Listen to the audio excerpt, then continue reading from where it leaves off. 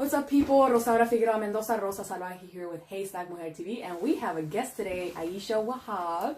So Aisha's going to tell us more about her story. I met Aisha through organizing in Hayward with the Hayward Collective, and you know, she's been hella active like just all throughout the Bay Area. So y'all are going to get to hear a little bit more about Aisha and who she is. She actually grew up here in Hayward. She's actually running for city council, so vote on November 6th. But I'm going to turn it over to Aisha so we can get a little bit more about your story and just hear who you are. Cool.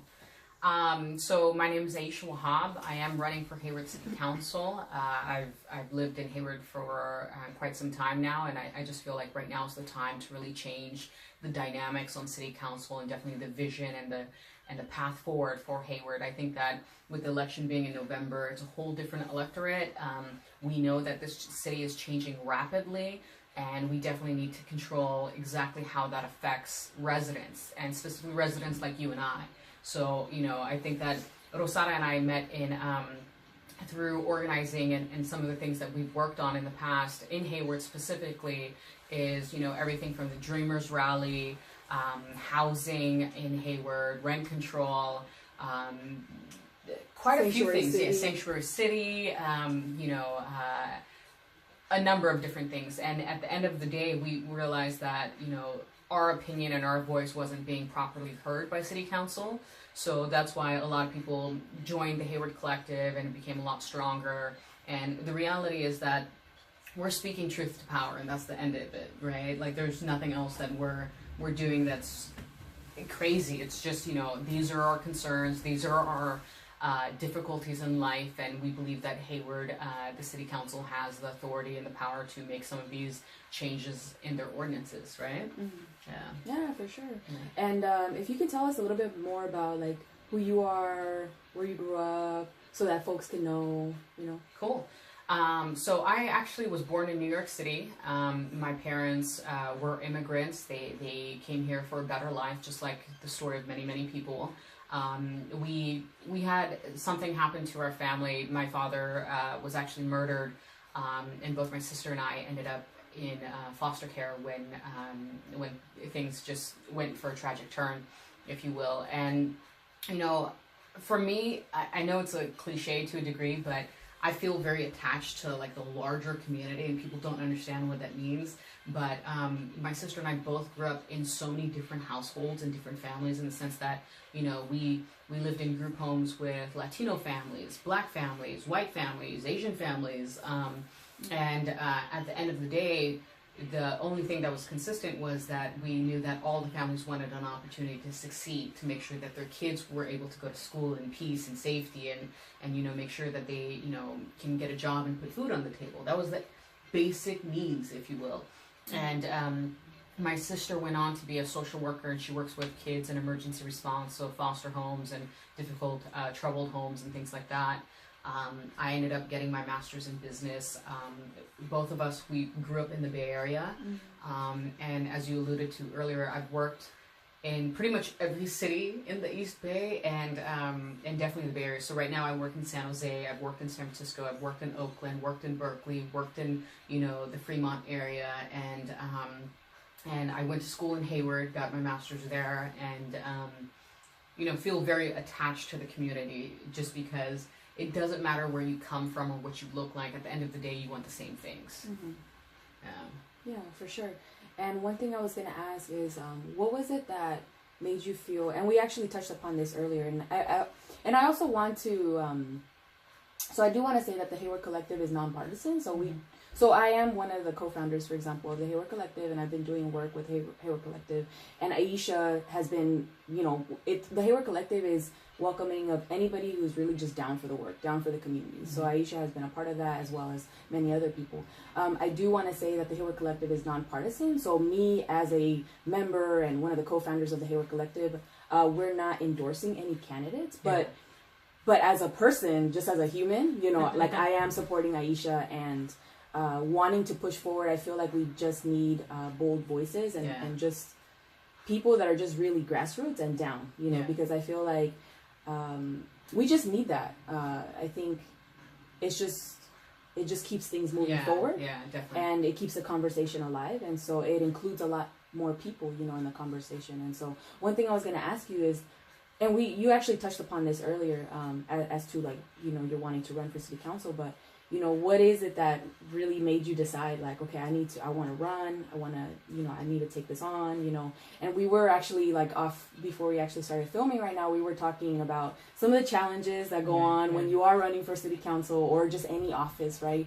Even in a town as small as Hayward, you know, you know, we're the heart of the Bay, but, like, not a lot of people know what goes on here unless you're from here, right? And so what is it that made you feel like, okay, I need to run for office? You know, I've always done community work, just because I do feel very attached to it. So I've always, you know, I was the chair of the Human Relations Commission for Alameda County for a number of years. I sit on a couple nonprofit boards, you know, dealt with, you know, issues from anything from mental health to domestic violence. You know, I've always been attached to the needs of people. And for me, the reason why I wanted to run, and I said that today is the moment I'm going to throw my hat in the ring, is with the most recent administration, you see that everything is being destroyed. Whether you want to talk about the EPA and our stance on science and the environment, whether you want to talk about women's rights, whether you want to talk about education, immigration, housing, the economy, you know, you see so much trouble in our everyday life basically being affected by decision makers. Mm-hmm. And I sometimes feel like a lot of the elected officials are very much out of touch with the reality, especially if they don't have to struggle, especially if they're not a renter, especially if, you know, they don't come from a very diverse background or community. And in Hayward, I was very upset for a number of reasons. One, you know, Sanctuary City we're a sanctuary state, for God's sakes, basically, right? Mm-hmm. You know, Jerry Brown even 100% backed it. We have counties that have supported sanctuary status. In Hayward, with it being the second most diverse city in the state, for it to lag on the issue of sanctuary status, that was a big concern for me. Considering that the demographics of the city is pretty much as diverse as it can be. That was upsetting. Housing, you know, I hear a lot of people say, well, I know that people have been losing their homes for the last 10 years and moving to places like Tracy and stuff like that. Well, what are we doing about it? Hayward is one of 15 cities in the entire state of California that has rent control. And that's a false illusion of what we actually are doing, because 30 years ago, we had rent control covering 22,000 units, and today we have rent control covering less than 1,600 units. So what happened to that rent control, right? And for me, you know, one of the biggest things I've always said is that we need these safety nets for our seniors that are on fixed incomes, that don't get a pay increase, that don't, you know, can't earn anything else, but still deserve to be here because this is where they grew up, this is where they work, this is where they raise their families. We know veterans, homeless folks, students, single parents, all of these people are renting and are struggling, right? And affordable housing means what to people? The legal definition is about 30% of your salary goes to your housing. Mm-hmm. And as millennials, we 100% know that if you add student debt, and which we all have pretty much, right? Paying for that shit now. Exactly, same here. Now. And housing, you add that together, we're paying over 60% of our salary just for those two things. So the quality of life has diminished for all of us. You know, if we move out to like places like Tracy and Manteca and, you know, Stockton and things like that, we're still commuting here because the jobs are still here. Mm-hmm. We know that, right? So traffic is getting congested, you know, and Hayward, one of the biggest problems is that as much as we call ourselves the heart of the Bay, we haven't actually been capitalizing on that. You know, we haven't been building these partnerships with surrounding areas to really make ourselves a leader in the Bay Area. You know, we've been a follower, and it was very clear even on the sanctuary status, every other city, including a more conservative city like Fremont, went and voted unanimously for a compassionate sanctuary city, right? So why isn't Hayward taking the charge on it, considering that we have the most immigrants, the most, you know, ethnic diversity, if you will, and we were just lagging on everything. We talk about housing, and yet, you know, everyone's kind of scared to do anything about housing because we know we have these stakeholders that aren't from Hayward that are making decisions on our behalf. So who are we holding accountable? I'm tired of it, and I'm kind of like, you know what?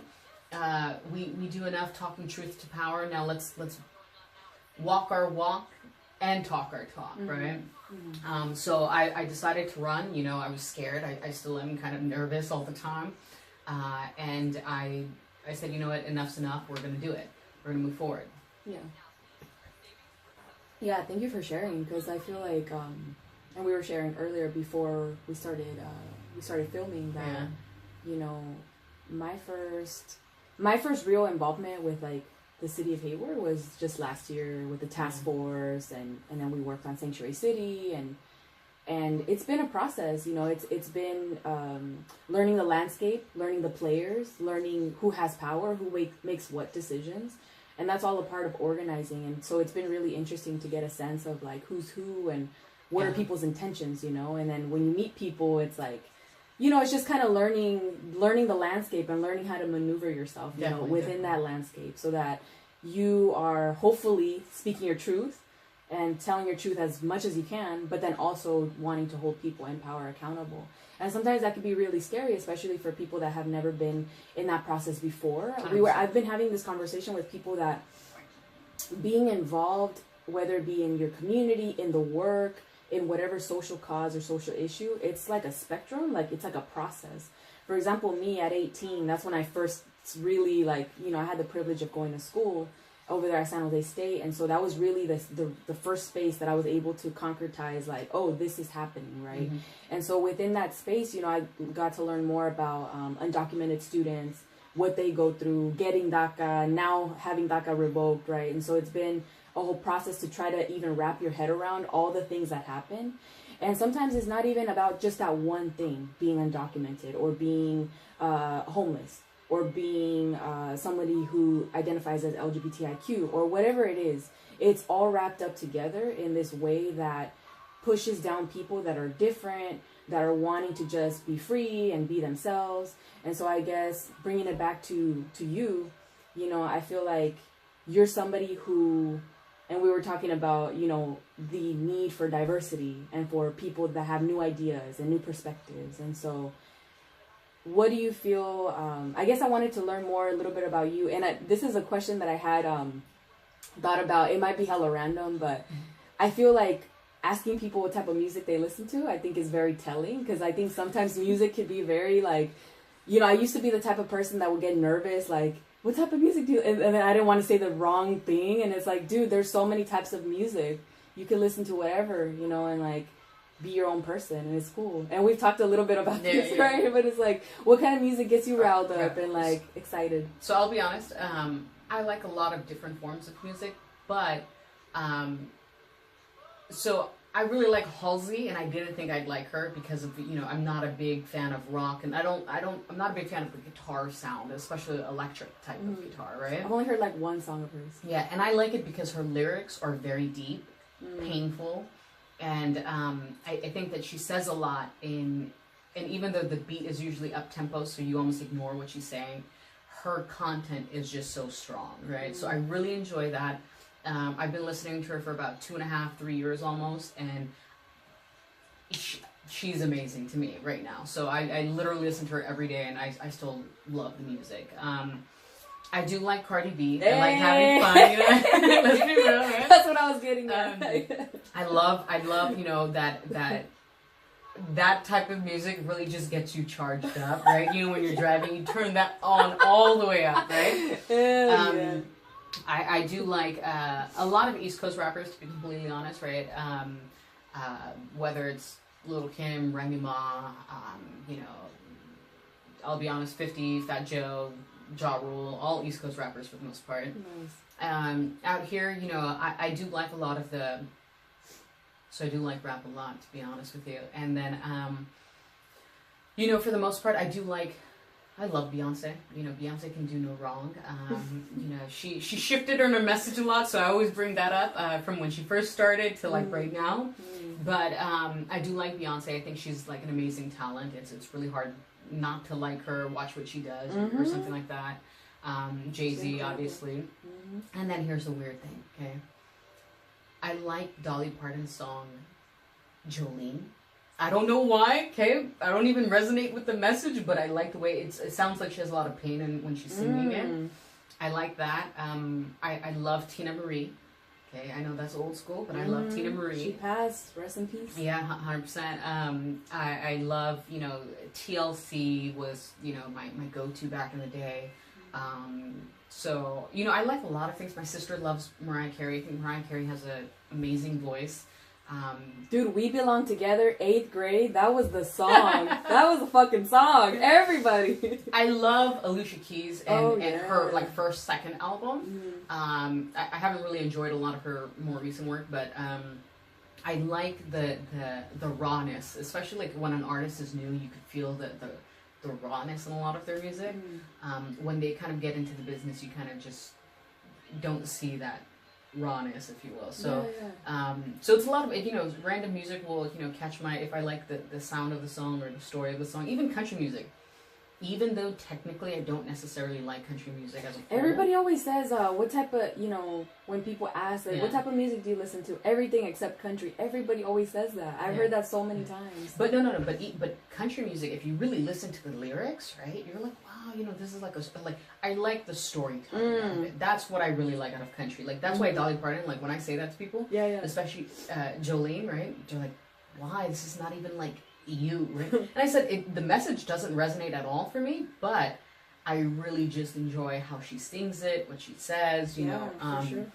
And she does a lot of good work too, so big ups to Dolly Parton. Yeah, for sure too. That's tight. I mean, that's why I like asking that question, because I feel like I think music is very revealing about who people are, like what are your, I don't know, like what gets you charged up. Like you're saying Cardi B, dude. Cardi B, honestly, I'm gonna be honest, like when she, the first song I heard of hers was Bodak Yellow, and then I heard that that was kind of like because I watched a video that like compared it to like what's his name, Kodak Black, that dude, and it sounded a lot really similar. And then I saw a video of her saying like, I don't care, people are saying that I ripped it off, I don't fucking care, like I did. And I was like, dude, what the, you can't be doing that shit as an artist. Like if you want to, I don't know, I was just like, I had a feeling about that. But then I seen her other music that comes out, and it's like she's actually talented. Like I really just like her.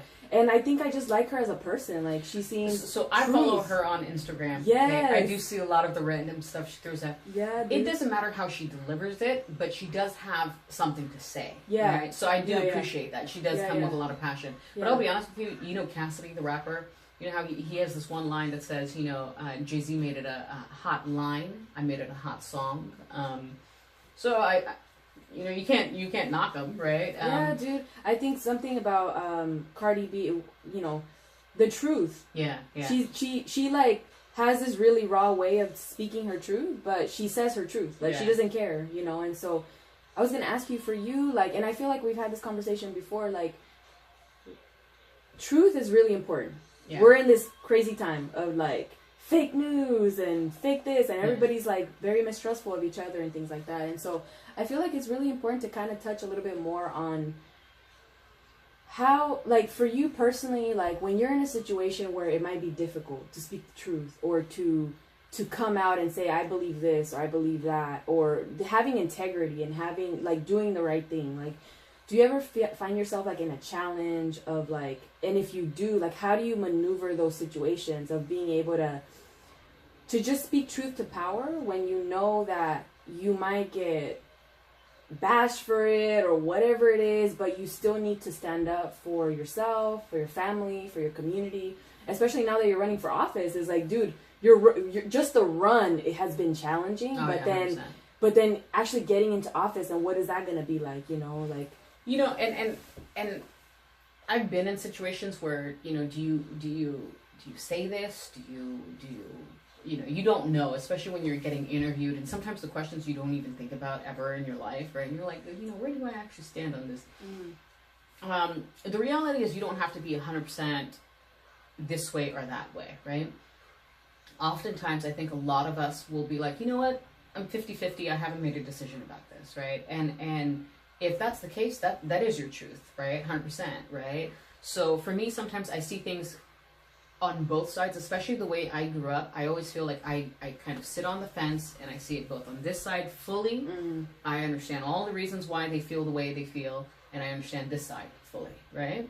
And at the end of the day, you may have to make a decision, and it might not be a perfect situation, but as long as you can be honest with yourself as to why you made it at that point in time, right? That's how I've learned to share why I feel a certain way.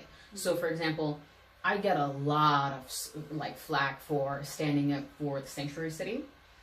You know, I've spoken at many rallies regarding families belong together, whether it was in Dublin, Fremont, Union City, or Hayward, right? I truly believe that, right? And people feel a certain way. Well, immigration is this, and you know, what do you think about these undocumented people? I always get that. I also get accused of like, well, you're Mexican, that's why you support the whole undocumented, straight up. And I'm like, Good Lord. But here's the factor. The reality is that families belong together. It's not talking about immigration. It's talking about separation of children, right? That's a different beast in itself. So I do believe 100% families do belong together, right?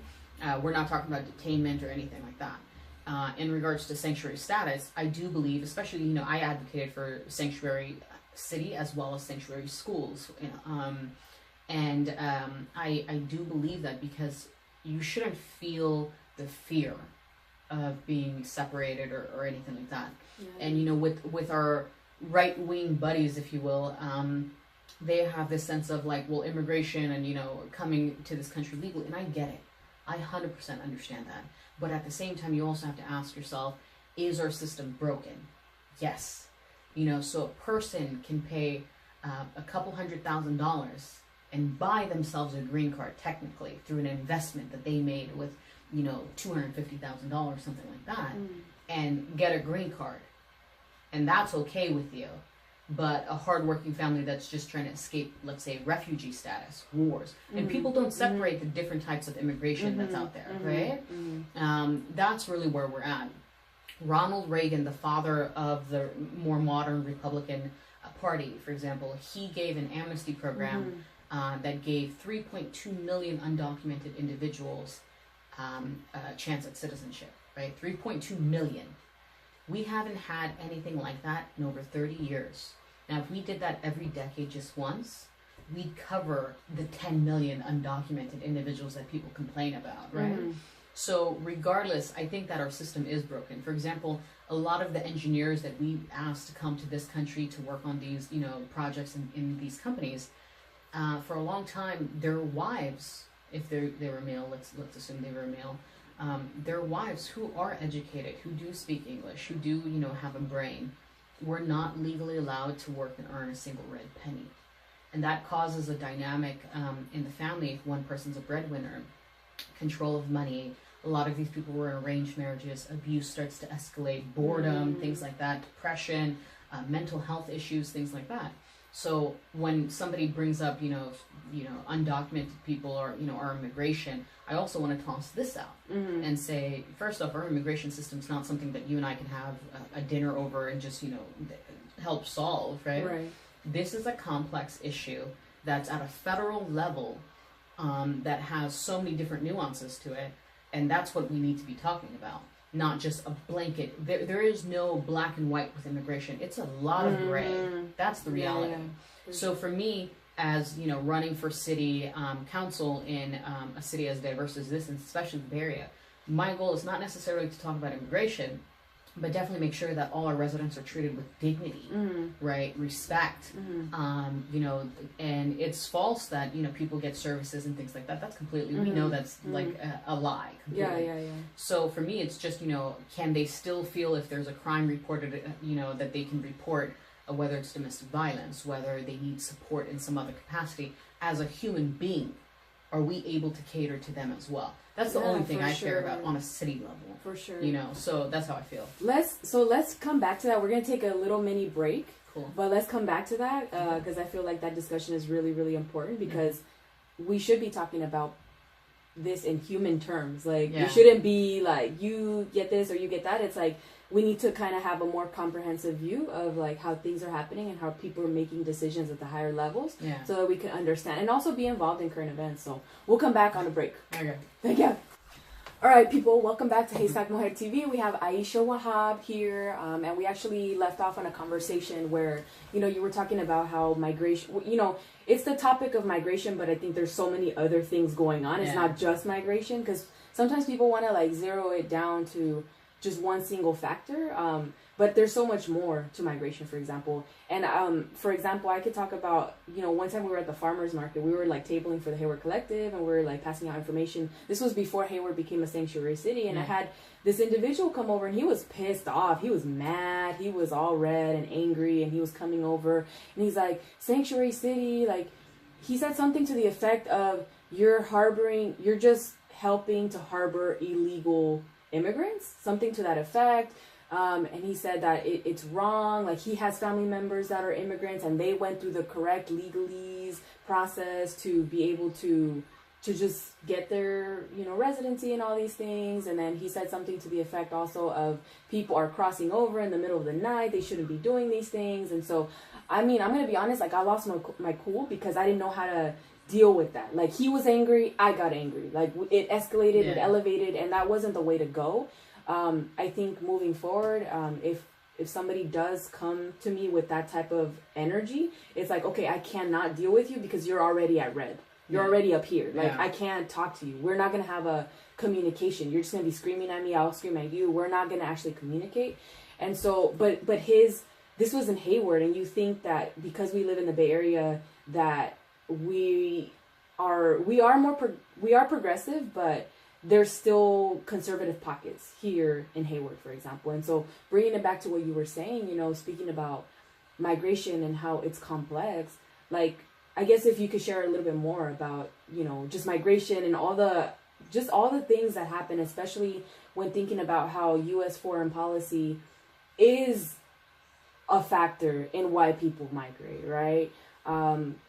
For example, the U.S. is a partner and an ally with Israel, and Israel is, you know, helping to oppress Palestinian people and the main player in doing that. And so that's just one example, right? But there's so many things happening around the world where the U.S. is involved and people are having to migrate and come here, and then they're saying, like, stop coming here.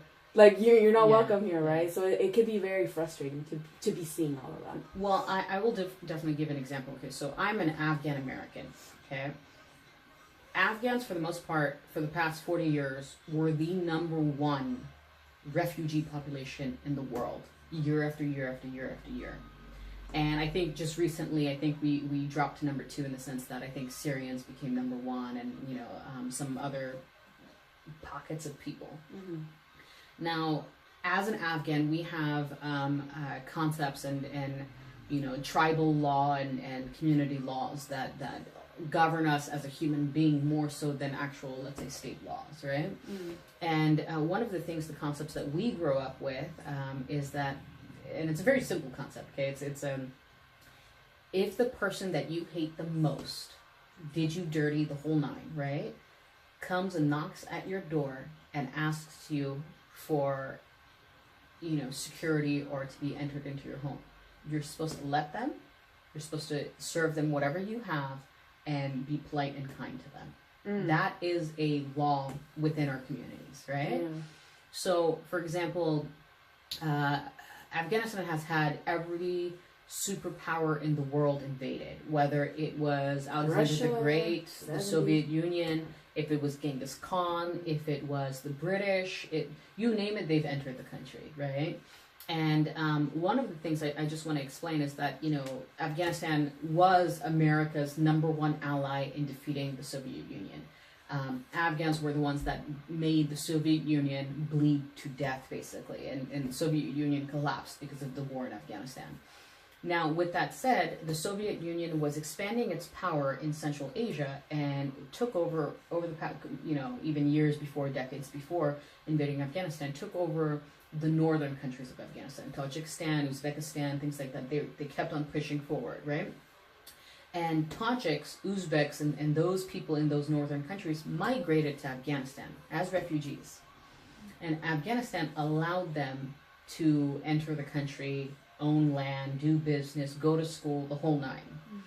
And today, our ethnic populations are like, you know, for example, we have several different ethnic populations, just the way America has black, white, Latino, Asian, the whole nine. So we have Tajik, Uzbek, Pashtun, Azara, the whole nine, right? And they are seen as Afghan, as a whole, right? Just the way we're seen as American as a whole.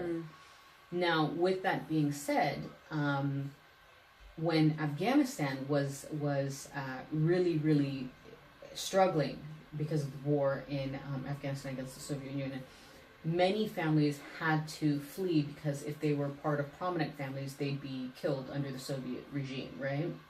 And so they migrated to countries like Pakistan and Iran and India, and eventually moved on out to Europe and the United States. Especially the people that migrated to these two countries, they weren't necessarily treated right. So you have refugee camps, right, where we know that more disease is there, death follows. Women and children are seen as prey upon by many, let's say, men who have power and money. And if these women lost their husband or something happened, you know, they're desperate as well. In Iran, for example, the Iranian government would not allow a kid who went through K through 12 in Iranian schools to receive their diploma. They are not legally allowed to get that credential, even though they've gone to school every single day. In some of these countries, they weren't allowed to own land, open up a business. These were the harsh realities of being an immigrant in these countries, whether it's a refugee, immigrant, or anything else, right? And I think that Afghans, for the most part, understand it better than any other people, primarily because we've seen it firsthand, right? We've heard the stories, we've seen that. Now, I think America is better than that. I think that we have enough land, enough resources, enough everything to be able to say, okay, we're going to treat everybody with dignity. And I do believe that there's a certain way to be processed accordingly, make sure that all our records and, you know, our files are you know, equivalent to American files, of whether you want a driver license, whether you want to be able to work on a permit, something, and have that accountability, if you will, and be able to do the work you want to do and provide for your family. I do think that that process is not there right now, right? But do I think that we should be putting them up in camps? No. Do I think that we need to treat them any worse than, you know, a lot of undocumented people and refugees have been treated today? No. We've lived that life when we did the internment camps for the Japanese. We've lived that life when we did the Chinese Exclusion Act. We did that when we had slaves. So I think even in the task force meeting for sanctuary status in Hayward, I specifically said at one point in time, treating Jewish people was, you know, poorly was seen okay under the eyes of the law. Right. Slavery was seen as legal. Right. Now, legality and justice are two different things. So for me, the laws don't necessarily catch up to modern society as quickly as we'd like it. And so for me, the morality, the integrity, the respect, the humanity is really where I keep it at a higher standard than, let's say, what's legal, right? Especially as it relates to human beings. We know that some of the systems that we have in place are not doing anybody justice. It's not even doing society or humanity justice. So with that said, I've historically seen that. And the United States also, after 9/11, we took a lot of liberties to provide security. But Benjamin Franklin said it best, that those who give up a little bit of liberty for security deserve neither. And that's really where it's at. So as we go into war in some of these countries, even if it's proxy war, even if it's a war through some other channel, the reality is that the people of America deserve the right to vote. Yes, we do agree or disagree through our representatives in Congress, right? I think that we know that the war in Iraq, you know, it was under false pretenses. It was misinformation, and nobody was held accountable for that. And thousands of our American brothers and sisters in the armed forces have died because of that, as well as thousands upon thousands, even generations of Iraqis will suffer because of that misinformation and promotion of war. We have that we've bombed several different countries. We've been involved in many other people's international relations when we don't need to. We need to refocus our energy back in the United States, build our infrastructure, make sure that we have the best technology in the world, make sure that all of our kids have the right to go to school and be educated and earn a degree or learn a trade that they want to go into and be able to provide for their families. So I think that right now, for me, a lot of the politicians out there in Washington, D.C., as well as just abroad in every city, lack the focus of where we need to be, and we need to get back to basics. You know, it's not hard. It's just, okay, what is my priority? My residents, my people, right? That's really where the priority should be. And now we're trying to look into all these other countries for no reason. We have no right to tell anybody how to deal with their country. You know, let them figure it out. That's the reality of it. Right. If we're going to promote nation building, that's a whole different concept. And I do think that America was really good at doing that at one point in time, but we've lacked the goal and the insights to really step that up right now. Yeah, there's a lot there to unpack that you said, but I think one thing that's standing out is the fact that the United States is so developed that, like, we have so many resources, but we also have so many resources because we've also very much taken advantage of the fact of other people. You know, for example, you brought up slavery. So the U.S. was built upon black folks, you know, that were stolen from Africa. The land was taken from people that were already living here, Native American people, right? And a lot of people, they don't know that history, or they choose to ignore it, or I don't know what the case is. And for example, now with with a lot of things that are happening, and I do want to make this distinction. I feel like sometimes when undocumented comes up, it's like related to Mexicans, and it's not. Yeah, it's like not, when you're undocumented, it's like anybody could be undocumented. But one particular thing is, like, a lot of people either, again, don't know or choose to ignore the fact that, like, Mexico, the land of Mexico was stolen as well by the U.S. You know, California, Colorado, New Mexico, like, I forget all of the states, but it was 6 different states that we have now, right? And so one thing that people say is we didn't cross the border crossed us, you know, and that's not to say that I think that, the U.S. should become Mexico again. It's more, how can we look at the history that's already happened and see that there's no use in treating people like what do you get out of treating another human poorly, or you just don't care about them? Like, where does that come from, that violence?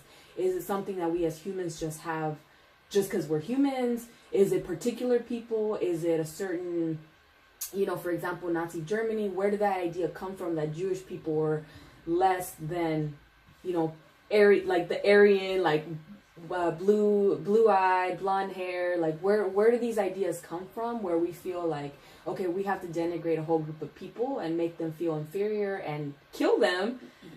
So it's really scary. I actually was talking to a woman who was in her 70s and asked her the same thing. She had a very conservative view on people, immigration, the whole nine. And I always like to know why, basically. Like I said, I like to sit on the fence and see both sides very clearly from, Exactly. And to me, people that have a problem with equality, right? Equality does not mean that they're better than you, that they're going to get extra, steps above you, nothing like that. Equality means that everyone's treated equal. I 100% agree with that, right? Mm-hmm. But people that tend to have a problem with equality are living their life based on superiority. That's the difference, right? Mm-hmm. They automatically in their minds assume that they are better in some capacity. And, as you referenced history, our history has not been perfect. No country has, right? People in general have this survival of the fittest mentality, and I think that's a psychological discussion that should definitely be evaluated and looked at a lot more. And I know there have been studies about it, but at the end of the day, this woman that we were talking about this particular issue, she said that it has to do with the economy, and I could agree with that to a degree. We had a significant downturn in the economy in the last decade. We have a man who's leading the country that's spewing the fact that people are taking advantage of us and our good nature and our goodwill. to basically take from the economy, take from you, right? That's not the truth. We know that. And I look at, Secretary Madeleine Albright, and she is originally a woman who is of Jewish origin, and she's led this country in regards to being the Secretary of State, the first woman to ever hold the position, and she lived during, her family went through the whole Nazi era, right? And I had the privilege of speaking to her, and I talked to her a little bit about that, and she said specifically that this country is built enough for other people to join us. We have enough resources, and we have the intellect to be able to build more resources and really understand how we can capitalize on that. I 100% agree with her, and a person who's lived her life could see that. Now, if you are more closed off, closed-minded, and aren't exposed to different people and different ethnicities and different cultures and histories and experiences, you are very much blind to the world and the issues that are happening. And we know there are people, even in the Bay Area, that haven't even seen the beach. We know that, right? So if you're more closed off as a human being, you're going to have more closed off views. That's the reality of it. You're going to believe what's being said on TV. And we know that what's being on TV, doesn't matter what channel you're watching at this point, it's all biased.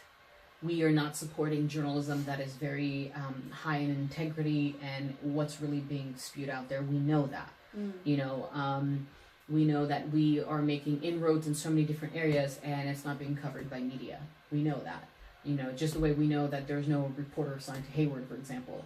So we know that some of the problems we're having here aren't being illustrated to the larger public to explain what's really going on. So I think deep understanding is important. I think knowledge is important. I think asking the right questions, holding people accountable. I think all of this is important. And then in regards to the economy, I was at the Hayward Street Fair, and there was a guy, he asked me about undocumented individuals and saying, well, they're stealing our jobs. And I said, what do you do? And he chatted with me, and he told me that I have a neighbor, I don't understand it. He has better cars than I do. And he stated that, but all I see them do is drink Coronas on their porch. You could only infer so much from this comment, right? And the reality is, so they're stealing your jobs and not working. So you're saying they're stealing your jobs and they're lazy. So which is it? Are they stealing your jobs and working for their Coronas on the weekends? I've had this conversation before. And that's the reality. Conflict. You're going to use everything not in a legitimate argument or like reasoning or anything like that, but more so in the sense of like, my life is not good right now, so I need to blame somebody. You can't blame yourself because you feel like you're working all day, every day. And that's the reality. So the argument to me is not that person stealing your job, because let's be honest, they're not. The argument is not you not working hard enough, because I know people that are working 3 jobs and still can't make it. The argument is the thing that we don't ever actually bring forth. The policies that impact our day to day. This traffic situation, we should have already solved it 10 years ago, because traffic was bad then too, right? Why aren't we having more lanes? Why aren't we talking about expanding BART significantly? Why aren't we talking about lowering the fares and making sure that public transportation hits more than just the current routes right now? Why are we not talking about that when we talk about transportation, right? We're just talking about there's too many people on the road, right? Blaming another person rather than the system that we can actually affect changing, right? When we talk about housing, we talk about, the housing prices are too high and this and that. And okay, why aren't we talking about these programs that help, first-time home buyers? Why are we not talking about, because, for example, all of us work, all of us earn money, all of us are paying, rent or mortgage payments. The reality is the most difficult part is that down payment. We know that. That's the number one problem, right? It's not the $2,000, $3,000 a month, payment that we have to make. We're not talking about that. When we're talking about education, we're talking about the you know, well, the school board's like this and the teachers are like this and that, this and that. The reality is that it's not necessarily the person, it's again the institution. You know, our curriculum, have we been looking at that? Have we been training our students to the most latest technology and the science today, regardless of our feelings? So like, for example, in Fremont, they decided to ban education of sex ed between 4th and 6th grade.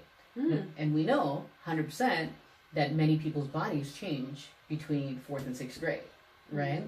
And why? Because there's a certain, you know, part of, you know, that learning that has to do with LGBTQ relationships, right?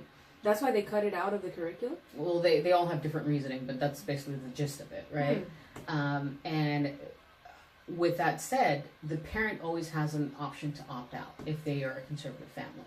But for me, my biggest thing is education, knowledge, and information are the most important things, especially if it's being taught in a more professional environment, like a school, rather than from your friend, which we've all learned something from our friend that was completely wrong, right? So that's really the reality, is that I'm really tired of the arguments of that are very baseless, very biased, and very inaccurate. You know, the reality is, okay, I see your argument, I get it, I understand you're frustrated, but that's not the reason why this and that is happening, right? That's how I feel about things.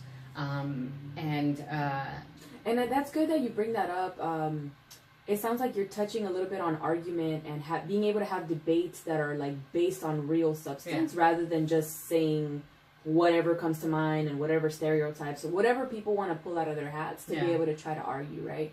And so one thing I wanted to ask, because you are running for city council, for example, and maybe this is a little bit on the same topic, but a little bit switching gears also, is you're running for city council, and for example, we can take the example of you and me, the relationship that we have together of me being a community member, me being a member of the Hayward Collective, me being wanting to start my business, Haystack Mujer, and then also just being a human being that just is living here in Hayward, grew up in Hayward. I see my life unfolding here in Hayward, and so I want to have a say in being able to, if I'm still alive at 100, that's the goal. I don't know. I could die later today or tomorrow, but the goal is, if I'm still here at 100, I want to have had a say in how the city has unfolded, right? And so one thing I want to ask you is, because we are talking about argument and logic and using actual facts, actual data, truth, in order to inform our decisions, and also hold people accountable if that's what you're trying to do. And so one thing, for example, I feel like we haven't had, maybe we've debated or maybe had not agreed on everything, but should there be something that I feel like, oh, I don't agree with Aisha on this, because that's just going to happen, right? We're different humans. We think differently. And so I guess, what's the best way for a community member, should you be, once you're elected into office, what's the best way for a community member if they have an issue with you? I don't agree with you. I this, I that. I don't like what she's doing. I don't know, whatever that is, that it's like, oh, I voted her in and she's not, she's not doing what she said she was going to do. There's always this sense of, so I kind of wanted to get your perspective on that. Like, how does a community member go about talking to you if they have a disagreement with you, if they're angry, if they're upset? What's your way of dealing with that? Or how do you feel like you will deal with that, or open up that space for that community member to be able to share that concern? And as you said, we're human beings. We're not always going to get along, or at least see different sides to things, for sure. My whole thing is that I do want transparency. I do want that conversation to happen. I think that having these regular conversations, email, let's grab coffee, let's have a phone call, I can meet you somewhere. I think I want to be that person that is a little bit more accessible. I think it's hard to reach some of our, policymakers. And then at the same time, I'm up on technology, so you could definitely shoot me a message on Facebook and on the Instagram, on the DM. Okay. The whole nine, right? So I do believe in that. I also think that we're not all experts. Like, I am not an expert at many, many things, right? And the reality is that with additional information, like I said, you make decisions based on the information you have at the point in time, right? So if you have additional information on a project, on something that bothered you, on a policy, on the impacts of this or that, I want to be informed. That's my whole goal, is to definitely be informed, make informed decisions. And then even if it's not, a lot of people are talking about, these housing laws that are going to be on the ballot, right? Mm-hmm. First off, those housing laws are not perfect laws because it impacts other people in a different way, right? But the reality is that we can adjust those laws eventually, right? Maybe that first one isn't perfect. But the problem is that in the past, with a lot of these laws that are being pushed even at a state level, they haven't been touched in more than 30 plus years. Like even the Hayward anti-discrimination task force working on that ordinance and changing it in a sense. Right. That was on the shelf for 25 years. Yes, it wasn't touched. In 92. Right. It wasn't touched in decades. Right. That's the problem. Right. So I think that my main goal is to definitely understand things. If it's something that even I'm not even privy to, or even like it's not one of my core top priorities, right? If somebody knows something about it, right? Like there's this special species of birds here in Hayward and that we don't know about, right? And if a scientist comes up and says, hey, this tree houses this many birds and we can't destroy it, 100%. We want to hear about it. We want to know about it. We want to help improve that living space for those animals, right? That's kind of where I see myself is that we're not going to always agree. We're also not going to always know everything, right? So I definitely want that two-way communication. And then as far as, if I were to ever make a decision that, a large group was uncomfortable with or upset with, I can probably explain why I made the decision. And then we can have a conversation about, okay, well, we disagree on A, B, and C. And if I still say that, hey, I agree with my decision because of D, E, and F, right? You can say, but let's see how we can incorporate A, B, and C. Mm-hmm. That's really where I see myself. I don't feel, I want open communication with everybody. So, for example, I know that a lot of people that are, landlords, for example, are having issues with the whole rent control issue. I want to have a conversation with them to see what is some common ground, what we can actually talk about moving forward in the future, right? Mm-hmm. The reality is that housing is a priority. We need to house people, and we know that nothing we have right now is affordable housing, point blank. That's where I come from, right? Mm-hmm. So, but I still want to have that communication. I don't want to say, no, I'm never going to talk to you, right? Mm-hmm. That's really where it's at. Because even if you sit down with somebody that you 100% disagree with and know that you disagree with them moving forward, I just want that conversation to see if like you did learn something in that few moments that you had with them, because you always learn something in a conversation with somebody. Yeah, so, for sure. Even if you actually brought up having speaking to like a 70-year-old conservative neighbor, you know, and so I have people on. Yeah, I have neighbors that are like Trump supporters, 70.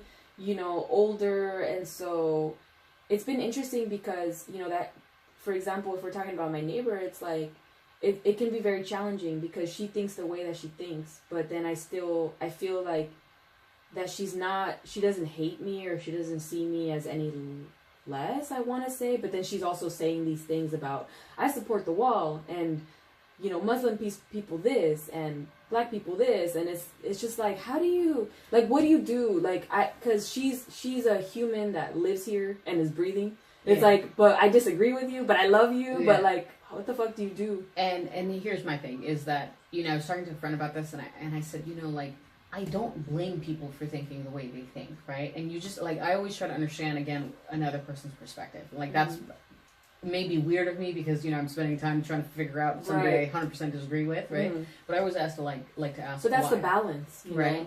And here's the thing. A person that, let's say, is a Trump supporter may support Trump because of his immigration policies, may support Trump because, they think he's a great businessman, he could bring jobs back to the United States. Two different views, right? One, a little bit more tolerable for a person like you and I. One, I don't think so, buddy, right? It's very biased and things like that. Mm. So we take a look at that, but then we also understand their perspective. The more conservative they tend to be, the more on a routine they are, the less exposed they are to people like you and I, the less exposed they are to, colleagues. They may not even be working. They may only be exposed to people when they go to a shopping center. Yeah. Like, I'll tell you right now, my grandmother, before she passed away, her biggest problem was that she couldn't communicate with people, right? Because she couldn't really speak English that well, right? And she was hard of hearing, and she was up there in age, right? So she wasn't as mobile as she used to be. She wasn't, and this is a woman my father always described as like the light in a room, right? Somebody that, joked and laughed and things like that. And she was getting a little bit more upset as she was getting older. And, I sat down with her and I talked to her. I said, so what's bothering you?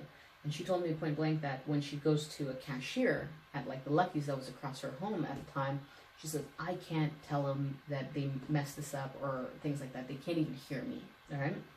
And as she got older, even though she could, like if you speak two languages, the older you get, you kind of revert back to your main language. That's what all my elders tell me.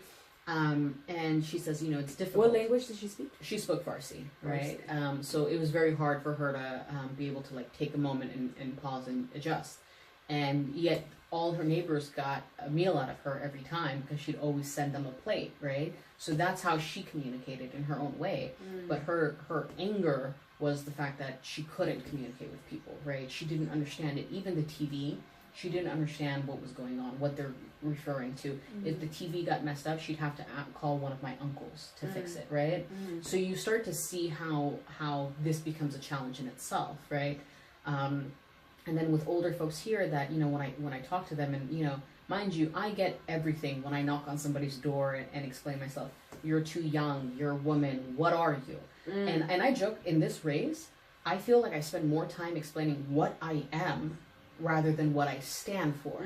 So again, it's the issues versus what they identify with, right? Which is frustrating to me, like nobody's business. But I don't blame them because they don't have a lot of people outside of their little realm, their friendships, their old high school buddies and stuff like that, that come and talk to them. That's where we have to realize, okay, I don't blame you because nobody gave the effort, and nor have you given the effort to try to understand somebody else, right? So it's a two-way street. I don't ever blame the person. It's also generational issues, right? What was okay and seen as the social norms of people that are in their 70s is not the social norms that you and I would share, right? So we have to understand that, right? Because I know when I go to my grandmother, I'm far more patient. I'm far more, trying to understand what she's saying and respect her and things like that. And that's how we're taught. But, you do see the clashes. Even if she says something super outlandish, you're kind of just like, right? We all have that. That relative in our family that's racist, that's sexist, that just says crazy shit, and I think that, like what you're saying, for example, is you just try to hear them out, understand, like, they're not wrong. Yeah. I mean, you want to say that they're wrong because it's like, dude, you're coming against me, like, you're saying things against me, but at the same time, it's like, people grew up a certain way, like, for example, just stuck in their views, and that's just the way that they grew up, and it could be very frustrating, but, I think having the patience and the breathing through and being able to understand, like, everybody has their own mind and people grew up differently. And I think that I'm very lucky to have been raised here in Hayward. I was exposed to a lot of different cultures. For example, I shared recently that there was a girl in her, she was a year above me, so I was a junior at that time, but she wrote it as her senior quote, free Palestine. I'm like, what's Palestine at 17 years old, right? And so you start learning about these things. You start learning about like Afghan culture and the fact that Farsi is a language, right? And the fact that Samoan and Tongan are two different things. It's Polynesian, it's within a Polynesian umbrella, but it's two different places, right? And like people from Tonga and Samoa get upset, like when you fucking confuse them because it's a different culture, right? And so I think that there's a lot of Hayward's hella diverse, and you're able to see all the different cultures. And it's beautiful to have that and to be able to learn from that. And so it's cool that you're really, you're doing it. You're running for city council, and I think that we just need, like, if you're out there and you feel like discontented with the current ways, right, of policies, people that make decisions, people that have power, really consider, like, what are you gonna do to make a change? It's like, you can't be putting it on other people to, like, oh, you should do this for me. It's like, we really have to evaluate, okay, what is it that I want, and how can I make it so that I go towards that. 100%. Right. And for me, like, this is a challenge for myself in so many different ways: time, effort, energy, learning the process, the whole nine. And politics is not built for people that are working or don't have the money to do it. That's the honest truth of it, right? And instead of complaining, I do ask that everybody pitch in, right? In the sense of, like, even if it's walking your block, right, and saying, hey, I'm your neighbor and I want you to vote for this person, or, explain this issue. I think I need that help, 100%, right? The other aspect is you get more volunteer opportunities. Yeah, volunteer 100%. The other thing is that, knowing that a vote for me is really a vote for the average common person. That's really where I'm trying to explain to people that we're all struggling in our own way in our daily life, I should say. And I do believe that there are certain policy changes that can happen in Hayward at a local level that will help us significantly. And then at the same time, you need that voice on council. We don't have that voice, that dissenting voice that says, nope, not going to vote status quo because I don't agree with this or that, right? Whether it's working with their schools better. We don't have a history of doing that. Whether it's making sure that our infrastructure is up to par with some of our neighboring cities. We really haven't done as much as we could do, right? The businesses, inviting businesses, giving, like, you want to open up your business and figure out, how are you going to branch off to other people and things like that. We should be helping people like you with a vision, with an idea, with a passion. We haven't done that. And you brought up this idea of business incubator. Yeah. For example, San Jose, the library in San Jose. So it's on the grounds of San Jose State, but it's shared. It's San Jose State and the city. Martin Luther King Library. Yes, that library is amazing. But they actually have on the second floor like a business office. Like if you go in there, they have resources. The fucking these books. Yeah. Business plans for dummies. Like, so they have a whole bunch of these, like, on business, right? And so being able to have that space, like using laptops and having people that are there to help you, how to write a business plan, whatever it is, if you're trying to start with business. So we should have something like that. Like, definitely. Our library is going to be opening up in September in downtown Hayward. So, like, there should be something in there. But again, I can't just be saying that. It's like, what am I going to do to make that happen? If other people are interested, what are they going to do to make that happen? And I believe in partnerships, and that's like one of the big key things is I think we need to develop more partnerships with even groups that don't necessarily see themselves as being partners. But the reality is, we are diverse and we need to be diverse in our opinions too. But the end all goal is that I think majority of people want to see their city and their community do better and be better, right? Mm-hmm. So the only way that happens is that if you can put, let your bygones be bygones and say, okay, on this particular project, you and I both agree on A, B, and C. Mm-hmm. You might have other things that you guys, want to do, but you guys don't come together on it. Mm-hmm. We can move forward in this direction. That's really where I see the city needing to actually do more at, and more on.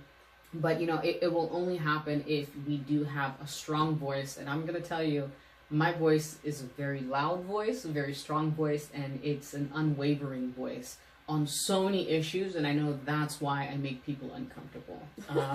The reality is, I said, speak truth to power, walk your walk, talk your talk. You feel me? I mean, if you're disrupting the status quo, it is going to be uncomfortable because things have been done in a certain way. You were talking about stagnancy, right? Yeah. So if things are being done in a certain way and no one's challenging, then you're that person that's challenging the way things have always been, and so people are going to have an issue with you.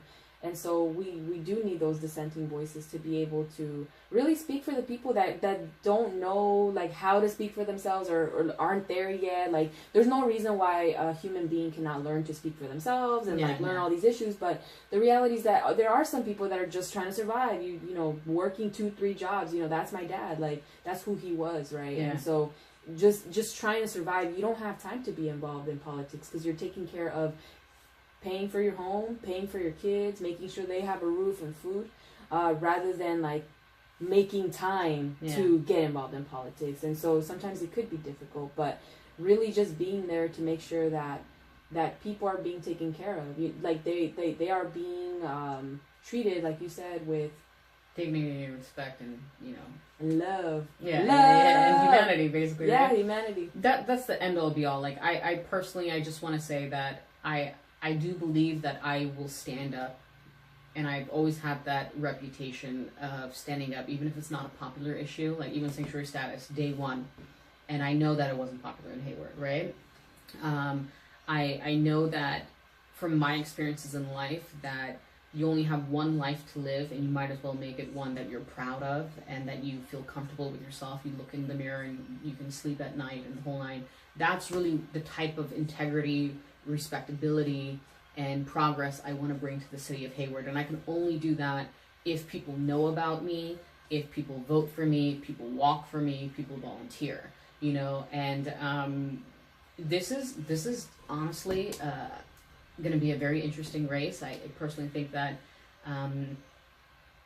we have a legit shot at this, so let's definitely capitalize on that. Yeah. So with that, we're gonna wrap it up. But I want to thank Aisha. Thank you so much, dude, for coming through and just sharing time with us. And for all of y'all that are again out there that feel disenchanted with the system and with the way things are, the best thing is just to little by little, as time permits, don't feel overwhelmed and like, oh my God, I have to change everything right now. It's like, as time permits, you start learning, you start staying up on current events, you start kind of seeing who's in power in your city, who makes decisions. I just learned, in unincorporated areas, they don't have city councils. The county, goes in and like they're able to, make decisions on their behalf and stuff like that. But just learning the landscape and learning who the players are in the landscape, the players in the game, right? This is your life. Like, you should be creating the life that you want, and you are the master of your life. So you should be able to create whatever it is you want to create. And so with that, again, I want to thank Aisha. I'm going to be linking the Instagram for Aisha, so feel free to reach out to her, ask her any questions, DM her, like whichever way you feel like you need to reach out to be talking to the people that are actually getting shit done.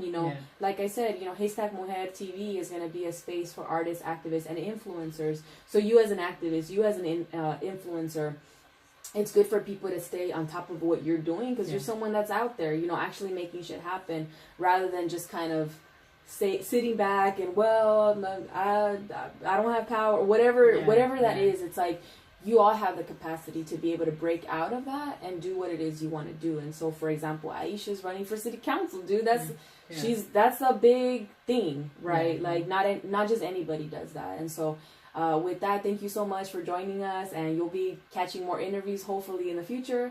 And thank you. Peace. Thank you, and thank you for having me. I really appreciate it. Yeah, thanks, dude. Cool.